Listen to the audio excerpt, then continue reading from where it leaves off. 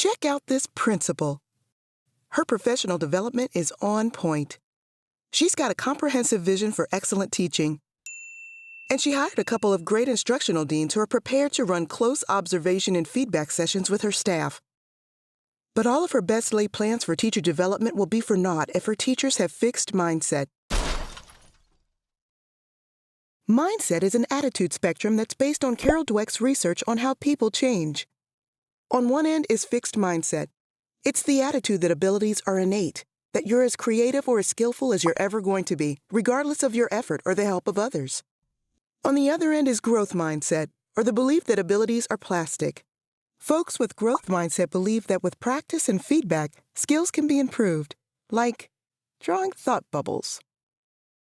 And mindset can change from task to task.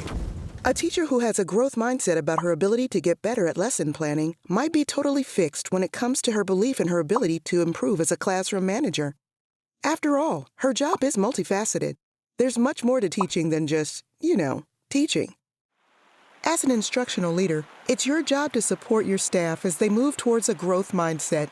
And we think there are 4 major ways that you can facilitate this process.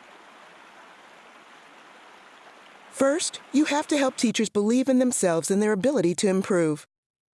Teachers with fixed mindset might initially deflect feedback in a variety of ways during a coaching meeting, but we'll show you strategies that will prepare them to receive and implement feedback. When they start seeing incremental returns on their initial effort, that's when their self-confidence will start to improve. Second, you have to convince teachers that your feedback will actually help. Plenty of teachers are skeptical about the efficacy of professional development in general. They've been burned before. And while there aren't exactly mindset moves you can learn to directly address this attitude, we have minis that will show you how to have proactive conversations about change and growth that will help them understand the critical nature of feedback in the learning process. Third, you need to get teachers to buy into your vision for excellent teaching. Ultimately, this is pretty hard to do. After all, educators tend to have strong and well-researched opinions on what good teaching looks like. But by cultivating a growth mindset, you can influence teachers to stop thinking, "This isn't optimal," and start wondering, "Okay, what can I learn from this?" And fourth, the instructional coach must also have a growth mindset about the teacher's ability to improve. The teacher's mindset will be adversely affected in all sorts of ways when they start to pick up on the fact that their coach doesn't believe in them. And a coach who doesn't think a teacher can improve might focus on easy fixes at the expense of higher leverage changes that the teacher could make.